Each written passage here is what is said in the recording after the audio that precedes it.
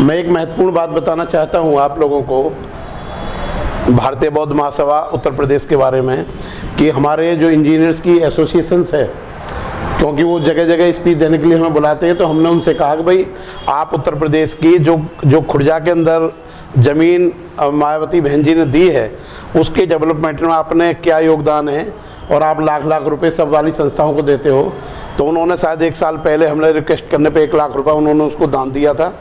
और अभी मैं कंसोर्टे साहब के साथ इंजीनियर सूर्य प्रकाश जी के पास गया था कि भाई आप हर महीने रजिस्टर्ड संस्थाओं को पैसा देते हो, तो उन्होंने कहा जी 16,000 रुपये का उनका चेक क्लियर हो गया है, बाकी तो हम 5,000 वैसे करके भेजते हैं, लेकिन हम 16,000 रुपये हर साल को भारतीय बौद्ध महासभा को दिलवाते हैं।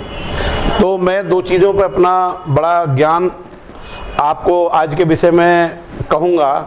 एक तो मैं बाबा साहब के उस कथन के बारे में कहूँगा कि जो उन्होंने कहा था कि मैं बौद्ध धर्म के पतन का सबसे ज़्यादा जिम्मेदार मैं सम्राट अशोक को समझता हूँ।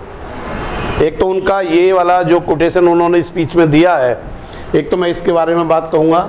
दूसरी बात मैं ये कहूँगा कि बाबा साहब डॉक्टर अम्बेडकर का जो वाणी थी आधुनिक बौद्धों के बारे में, उनकी वाणी पत्थर से ज़्यादा कठोर थी, लेकिन उनका जो दिल था वो फूल से भी ज़्यादा नरम था। मैं इस बार के बारे में भी बात करूँगा कि हमारा जो धम्म को फैलाने वाले लोग हैं, धम्म को जो फैलाने वाले लोग हैं, जब वो जापान अमेरिका जैसी जगह पे जा सकते हैं, तो हमारा दिल्ली या उत्तर प्रदेश का आदमी यहाँ आने में उसको क्या परेशानी हो जाती है। कहीं ना कहीं हमारी विल पावर बहुत ज़्यादा कमज़ोर है, हमारा मनोबल कमज़ोर है, या ये कहें कि हमारा शरीर हमारे मन के मुताबिक नहीं चल रहा है, या हमारे अंदर वो जलती हुई मतलब आग नहीं है कि जो हम जाके धर्म के लिए अपना काम करें। जहाँ तक बाबा साहब के आंदोलन के संबंध में एक बात और आपको कहूँगा, जब गांधी ने नमक का आंदोलन शुरू किया तो वो आंदोलन नमक का था। अब जो भी फल खाते हैं उसके अंदर नमक होता है, नमक के बिना आदमी जी सकता है, लेकिन बाबा साहब ने जो भी तालाब का या पानी पीने का आंदोलन करा, बिना पानी के आदमी जीवित नहीं हो सकता, कि पानी जो है उसकी बेसिक मूलभूत आवश्यकता है मनुष्य की। इसलिए सबसे ज़्यादा महत्वपूर्ण जो हम लोग प्रचार धम्म का नहीं कर पा रहे हैं। मैं ये नहीं कहता, मैं ये कहता हूँ कि ये जो रिलीजन है एक इंटरनेशनल रिलीजन है, एक इंटरनेशनल रिलीजन है। ये कोई गाजियाबाद का, बुलंदशहर का, उत्तर प्रदेश की बौद्ध महासभा का, दिल्ली की भारतीय बौद्ध महासभा के सबसे बड़े अधिकारी हमारे आदरणीय हमारे भीष्मपाल सिंह जी बैठे हैं, ऐसा कुछ नहीं है। धर्म पूरे वर्ल्ड का एक है, और इस धर्म को भगवान बुद्ध ने इसलिए करा था कि भाई बहुजन हिताय बहुजन सुखाय। जो पूरा कुटुंब है, पूरा जो कुटुंब है, ये पूरा संसार एक कुटुंब के परिवार के समान है।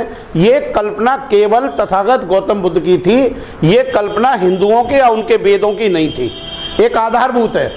बुद्ध हिंदू धर्म कहते हैं अगर आपने, या मुसलमान धर्म कहते हैं कि आपने अगर पाप किया है तो आप पश्चाताप कर लो, आपका पाप खत्म हो जाएगा। बुद्ध कहते हैं अगर आपने कोई पाप किया है तो आपने उस पाप के लिए कोई पश्चाताप नहीं करना, बल्कि उस पाप की दोबारा पुनरावृत्ति आप लोगों ने नहीं करनी, उसको पुनरावृत्ति नहीं करनी, क्योंकि पश्चाताप करने का एक आदमी ऐसा हैबिचुअल हो जाता है, दोबारा पाप करने लगता है। तो बुद्ध के अंदर जो सबसे ज़्यादा महत्वपूर्ण बात हम देखते हैं कि बुद्ध विहार ऊंचे बने। ऊंचे बनाने का मतलब ये आदमी दूर से देखे, कोई पाप ना करे, इसलिए बुद्ध विहारों को सबसे पहले ऊंचा बनाया गया कि कोई आदमी दूर से देख ले, कोई पाप ना करे। दूसरा, जो सांची का स्तूप है, इस तरह करके जो मस्जिदों का या पार्लियामेंट का या सुप्रीम कोर्ट का जो आर्किटेक्ट की कला ली गई है, वो सांची के स्तूप से ली गई है, जो बौद्धों का बहुत ही ज़्यादा उन्नतशील अपने समय में थे। इसलिए उनका जो कल्चर का वो हिसाब है, आप देखेंगे कि गोल करके जितने पार्लियामेंट या हमारे संसद भवन वगैरह बने, वो बौद्धों के सांची के भवन से बने। पूरे विश्व की मस्जिदें बौद्धों के जो वास्तुकला का हमने सिद्धांत लिया उससे लिया है, बौद्ध धर्म से। दूसरा, बौद्ध धर्म में सबसे महत्वपूर्ण बात, जो धर्म क्यों नहीं फैल रहा, धर्म के फैलने के कारण मेरी अपनी रिसर्च ये बताती है कि हमारी राजनीतिक फूट बहुत ज्यादा भयंकर है।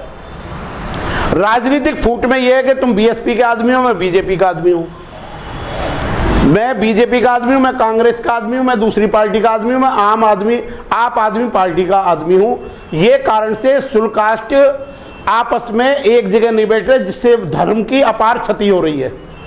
बनियाओं में पंडितों से कोई लड़ाई नहीं है, पंडितों की राजपूतों से कोई लड़ाई नहीं है, शुल्कास्टों में लड़ाई है, उनमें झगड़ा है कि जी केवल ये विशेष जाति के जाटव या चमार जाति के लोग ही बौद्ध धर्म को ले चल रहे हैं, बाबा साहब को ले घूम रहे हैं। आपने ये बात बड़े हिसाब से देखी होगी, जो हमारा हाथरस का कांड था या दिल्ली के दिल्ली कैंट का कांड था, जो दोनों लड़कियों के साथ बलात्कार हुआ और बलात्कार होने के बाद उनकी लाश को बिना माँ बाप को दिए जला दी। एक ये कल्चर चल पड़ी आरएसएस बीजेपी के, हम आपको मारेंगे, आपको आपकी लाश नहीं देंगे, हम ही जला देंगे। यानी कि पुलिस को देश के अंदर एक मौन समर्थन प्राप्त है बौद्ध धर्म की कल्चर को खत्म करने के लिए, शुल्कास्टों को आगे बढ़ने के लिए, कल्चर के लिए। मैं यहाँ पर आपका बात इस तरह बात ध्यान करूंगा, जब भारत एक सेकुलर कंट्री है, भारत एक धर्मनिरपेक्ष देश है, तो आप ये देखिए फिर रामायण को या अयोध्या को जाने के लिए सरकार, दिल्ली सरकार पैसे क्यों दे रही है कि हमने 3.5 लाख आदमियों को, एक बौद्ध को जाने के लिए तो 1 रुपया दिया नहीं है किसी में, किसी पार्टी ने, चाहे राजेंद्र सिंह गौतम हो चाहे कोई भी हो, बौद्धों के लिए तो 1 रुपया दिया नहीं है।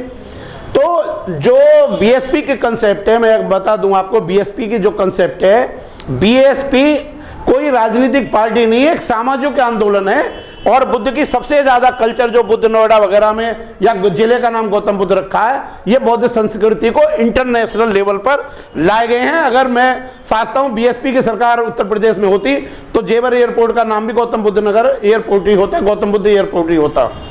दूसरा सबसे ज्यादा मैं ये कहना चाहता हूं कि जब बाबा साहब डॉक्टर अम्बेडकर कहते हैं कि मैं अशोक को जिम्मेवार मानता हूं बौद्ध धर्म के पतन का, तो वो ये कहते हैं कि किसी धर्म के अंदर सहनशील करने की क्या क्षमता होनी चाहिए, सम्राट अशोक को नहीं पता थी।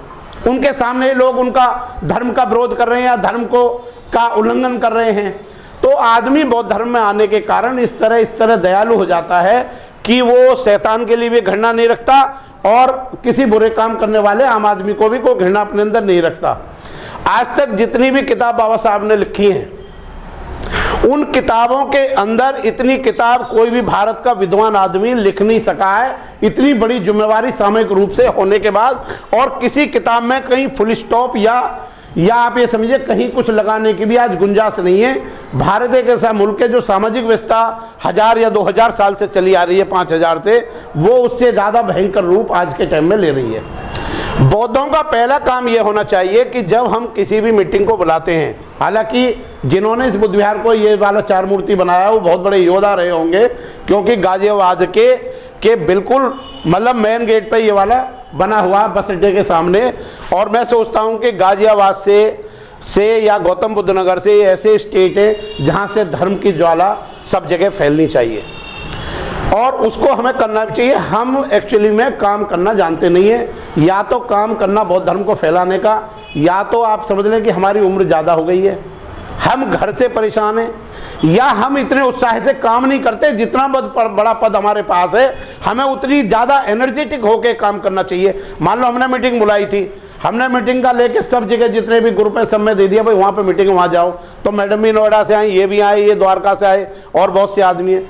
मैं धर्म को फैलाना चाहता हूँ। जो बाबा साहब डॉक्टर अम्बेडकर ने एक जो बुक है उसका जिक्र अपने भाषण में करा है, और उसका नाम मिलिंद प्रश्न नाम की वर्ल्ड की सबसे बड़ी फेमस बुक है, वर्ल्ड में सबसे बड़ी लॉजिक की पहली किताब है।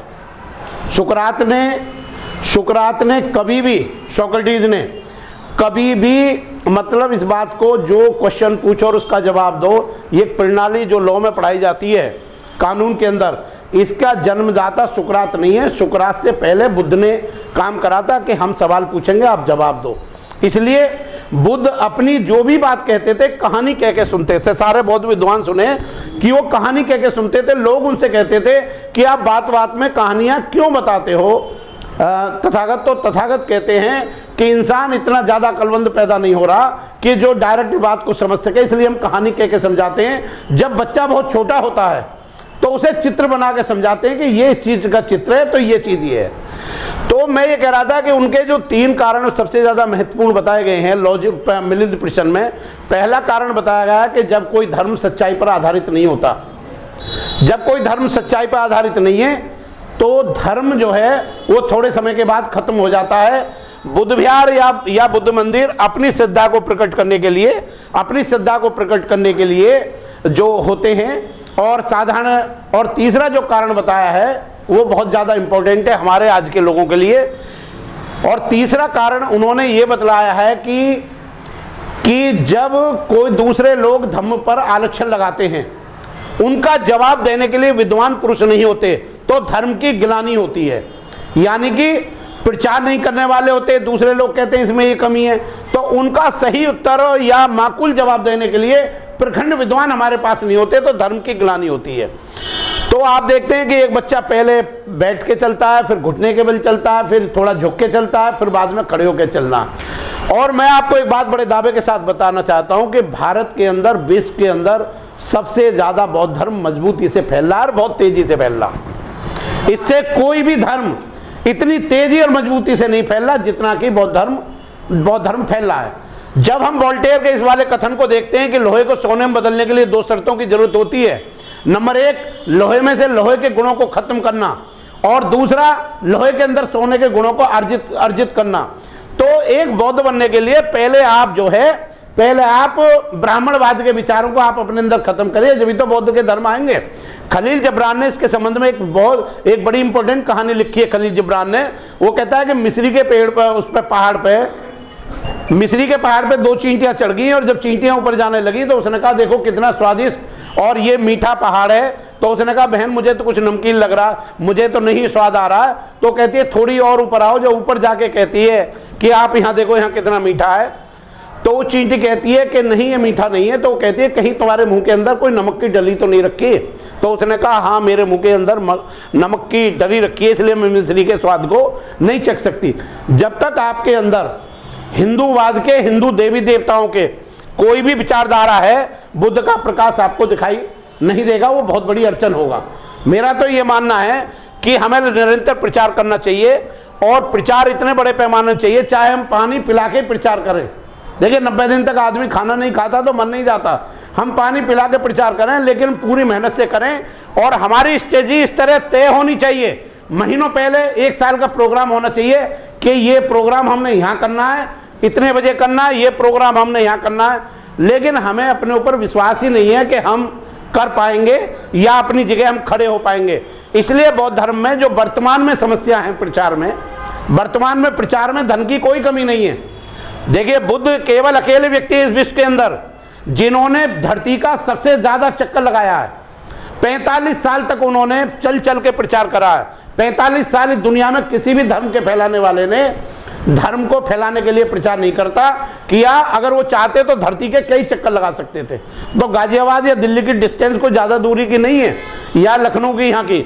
लेकिन मैं ये कहना चाहता हूँ उनकी जो प्रबल संभावना थी, उनके जो अंदर जोश था, उनके अंदर जो बहुजन कल्याण की भावना थी, वो इतनी ज़्यादा प्रबल थी कि मैंने लोगों को सुधारना है। और आज हमारे जो आदमी कहते हैं कि जी 2 आदमी है, 4 आदमी है, उनमें क्या धर्म के लिए बोले, क्या समझा मैं।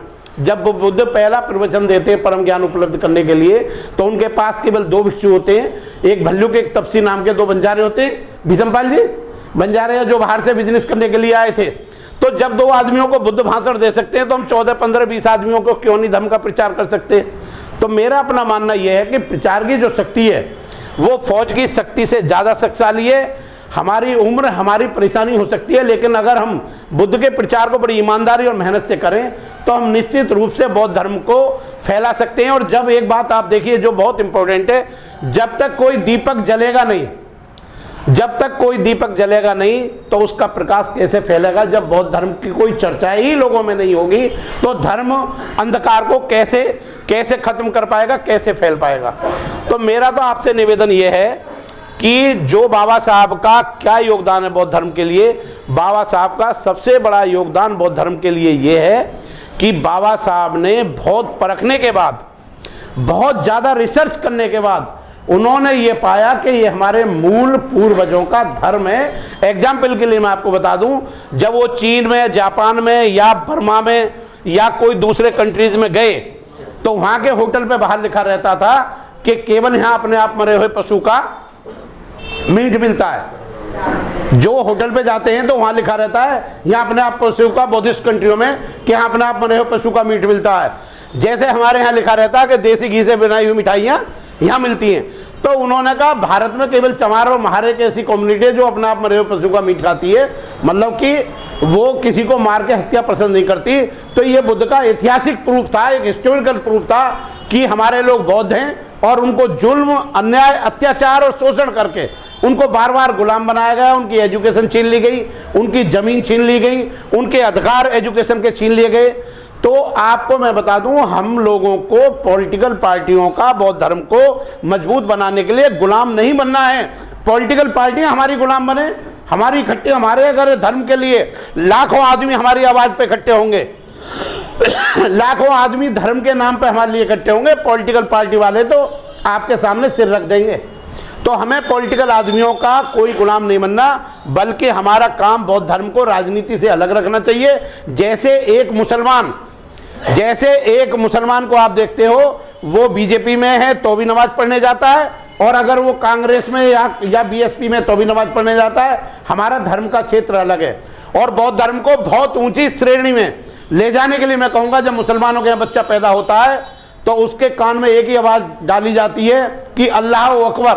तो हमारे यहाँ बच्चा पैदा हो तो हमें बुद्ध के जो शब्द हैं उसके कानों में डालने चाहिए, ताकि वो अपराजित बौद्ध बने। और आपको बता दूं कि जितना मुश्किल है कुएं को उठा के पानी पीना, उससे भी मुश्किल है एक बौद्ध को गुलाम बनाना।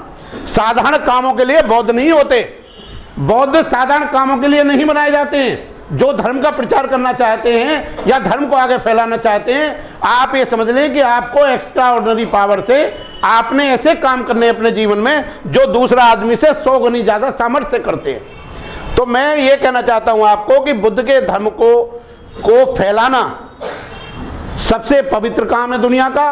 Buddha and the future of his religion में बाबा साहब ने कहा है, आप ये बात बड़े ध्यान से देखें, कि एक अच्छा बौद्ध बनने का कोई भी अर्थ या महत्व मेरी नजर में नहीं है। एक अच्छा बौद्ध बनने का कोई भी अर्थ या महत्व मेरी नजर में नहीं है, और लोगों को बौद्ध बनाना ये सबसे ज्यादा जरूरी है, सबसे ज्यादा इंपॉर्टेंट है। और मैं आखिर में एक बुद्ध की कहानी आपको कह के अपनी बात को खत्म करूंगा, बहुत देर हो गई। कि जब बुद्ध जाते रहते हैं अपने भिक्षुओं के साथ, तो एक हाथी दलदल में फंसा रहता है, उस हाथी को खींचते हैं लोग। खींचने के बाद में लोग कहते हैं हाथी नहीं खींच रहा, इसके महावत को बुलाइए। तो महावत को बुलाते हैं, महावत कहता है इसे रस्सों से खींचोगे तो ये जख्मी लोहुलान हो जाएगा, मर जाएगा, ये कभी नहीं निकल पाएगा। तो राजा कहता फिर क्या करें? तो कहते हैं कि वो रणभेरियां बजा दो, वो युद्ध के नगाड़े बजा दो जो इसके जवानी के टाइम में बजते थे। और जब पहला रणभेरी का डंका पड़ा तो हाथी अपना आप दलदल में से कूद के बाहर आ गया। तो बुद्ध ने कहा कि हे भिक्षुओं सुनो, वो ही रणभेरी मैं आपके लिए बजाता हूं। अगर ये दुख आपको बिच्छू की तरह डंक मार रहे हैं तो इनको छोड़ के आप बाहर क्यों नहीं आ जाते हो? तो बुद्ध का जो सबसे ज्यादा इंपॉर्टेंट काम है वो हमारी विल पावर को बढ़ाता है। और बौद्ध धर्म का सबसे महत्वपूर्ण काम जो हमारे नौजवानों को याद रखना चाहिए कि बौद्ध धर्म हमारी गरीबी को, हमारी गरीबी को दूर करता है, गंदगी को दूर करता है और गुलामी को दूर करता है। और बुद्ध पहले व्यक्ति हैं जिन्होंने इस विश्व में गुलामी खत्म करी थी। जैसा कि एसेंस ऑफ बुद्धिज्म में पीसी नरसू साहब ने लिखा है कि बुद्ध पहले व्यक्ति हैं जो गुलामी को खत्म करते हैं। बौद्ध धर्म के फैलाने में जो सबसे बड़ी अड़चन आ रही है वो हमारे हिंदू देवी देवताओं की और ईश्वर की आ रही है। आप ये समझ लें, ईश्वर के लिए या हिंदू देवी देवताओं के लिए कोई स्थान बौद्ध धर्म में नहीं है, स्वर्ग नर्क के लिए नहीं है। और पेरियार रामास्वामी का एक बड़ा कीमती बयान है कि जब तक दलित लोग हिंदू देवी देवताओं की पूजा करते रहेंगे वो 1000 साल तक भी भारत में से जातिवाद खत्म नहीं हो सकता। 1000 साल तक भी जातिवाद खत्म नहीं हो सकता। और सबसे इंपॉर्टेंट बात मैं आपको कहना चाहता हूं कि हमारे हिंदू रहने में हम उनका फायदा हो सकता है, हमारा कोई फायदा हिंदू रहने में नहीं है। और हिंदू धर्म में दलितों को, शूद्रों को 1000 साल तक भी समानता नहीं मिलेगी। आपको समानता चाहिए, स्वतंत्रता चाहिए, भाईचारा चाहिए, इक्वलिटी, लिबर्टी एंड फ्रेटर्निटी आपको बौद्ध धर्म में मिलेगी। जय भीम, नमो बुद्धाय। और आखिर में अपना एक शब्द कहूंगा कि जब बाबा साहब ने कहा एजुकेट, एजुकेट एंड यूनाइट, शिक्षित बनो, संगठित बनो, संघर्ष करो, ये भगवान बुद्ध के जो धम्म था, बुद्धं शरणं गच्छामि, धम्मं शरणं गच्छामि, संघं शरणं गच्छामि, ये उसका साधारण आम आदमियों के लिए साधारण भाषा में था। जय भीम, नमो बुद्धाय। बहुत बहुत